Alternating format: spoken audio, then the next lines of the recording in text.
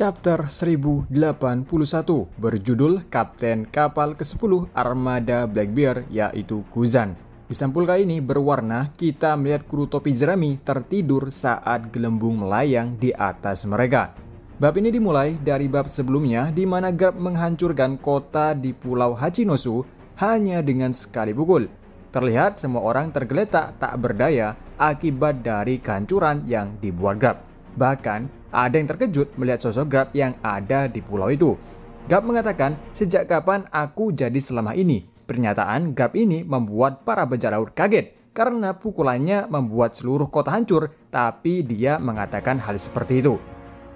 Terlihat Koby berlari menghampiri mereka di mana dia masih dalam keadaan diborgol. Koby bersama Hibari di belakangnya berlari untuk ikut berkumpul bersama Marine. Akan tetapi tiba-tiba Hibari membeku menjadi es. Ternyata dia adalah Aokiji, muncul dan membekukan Hibari. Sementara Koby berlari ke arahnya untuk membantunya, Aokiji berkata, "Aku tidak akan membiarkan Koby kabur karena Kurohige tidak boleh membiarkan Koby kabur."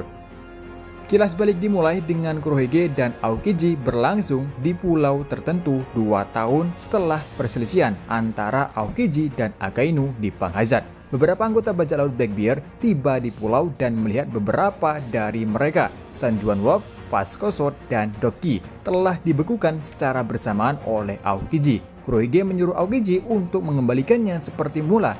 Tapi Aokiji sedikit kesal dia melakukan ini karena mereka dulu yang menyerang dirinya.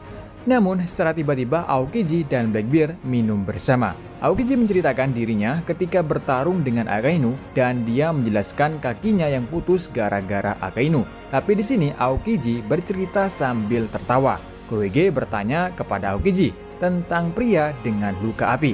Pria tersebut tampaknya adalah orang yang memiliki jalan atau tahu soal poneglyph yang tersisa atau yang terakhir. Dikatakan pria dengan bekas luka api berlayar dengan kapal hitam dan mampu menciptakan pusaran yang menceburkan musuhnya ke laut. Ketika mereka berada di sana, kita melihat siluet kapal. Shiryu berkata, "Aku pernah menjadi bagian dari pemerintah. Jadi aku tahu pemerintah dunia benar-benar sangat kotor. Jika mereka memiliki salah satunya, maka bajak laut tidak akan pernah mencapai One Piece." Aokiji berkata, "Satu-satunya kenangan yang kumiliki tentang poneglyph adalah di Ohara.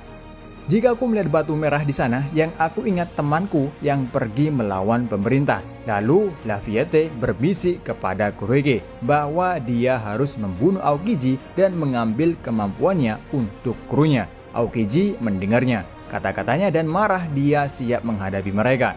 Namun Kurohige minta maaf dan atas kata-kata Lafitte dan menawarkan Aokiji untuk bergabung dengan mereka. Awalnya Aokiji menolaknya dengan mengatakan, "Apa kau bodoh? Hanya kita mabuk bersama, itu tidak membuatku bergabung dengan kalian."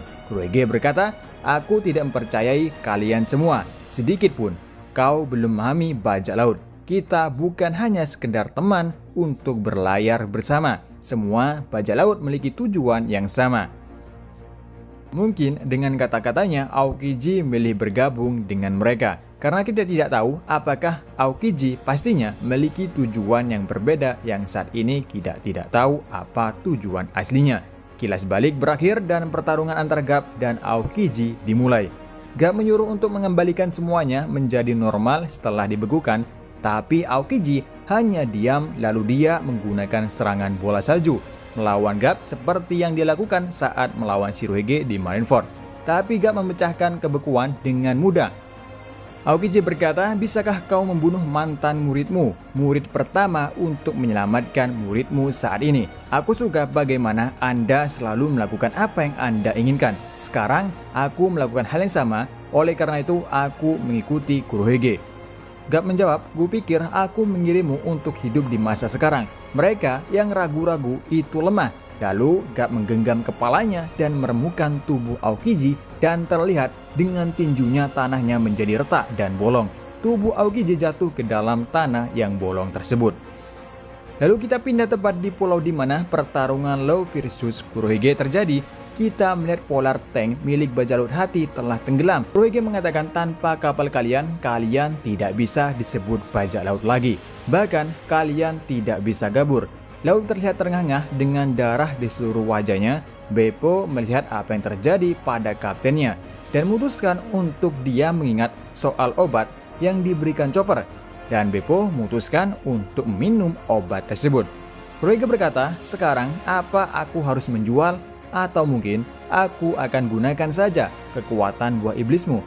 Apa benar aku bisa menjadi makhluk abadi? Lalu terdengar suara singkirkan tangan kotormu. Ternyata dia adalah Beppo yang bangkit kembali dengan wujud sulongnya. Obat ini memungkinkan dia untuk berubah menjadi bentuk khusus sulong. Wujud Beppo dalam sulong terlihat sangat badass, dia seperti beruang kutub raksasa. Beppo menyerang Kuroyuki sebelum dia mencuri kekuatan atau kemampuan buah iblis milik Law. Van Augur dan Barges terkejut melihat sulong di siang hari.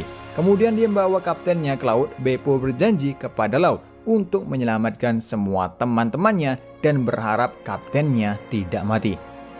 Narator mengatakan di dunia baru Pulau Winners, bajak laut hati di bawah Trafalgar Law telah dikalahkan. Dan berakhir untuk chapter ini.